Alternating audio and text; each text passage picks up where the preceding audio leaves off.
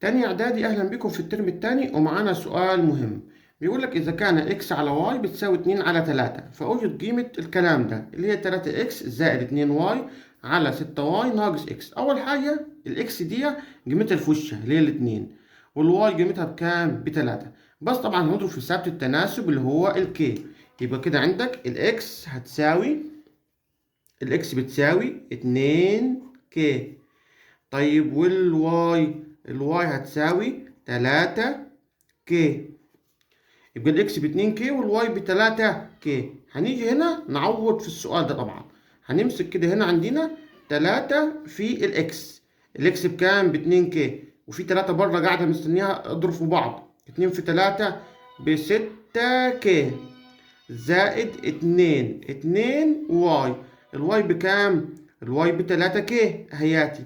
يبقى 2 في 3 برضو بكام؟ يبقى هنا برضو 6 كي. تعال تحت معايا 6 واي. الواي بكام؟ ب 3 كي. في 6 بره اضرب 6 في 3 ب 18 كي ناقص الاكس. الاكس بكام؟ ب 2 كي اهياتي. 2 كي يساوي 6 و6 يديلك 12 كي. خلاص. 18 ناقص 2 يديلك كام؟ هيديلك 16 كي.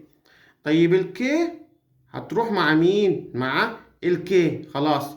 هيفضل لك 12 على كام؟ على 16.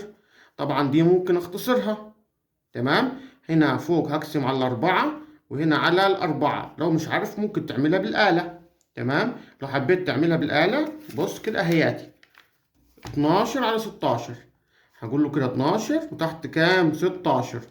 هيطلع لك 3 على 4.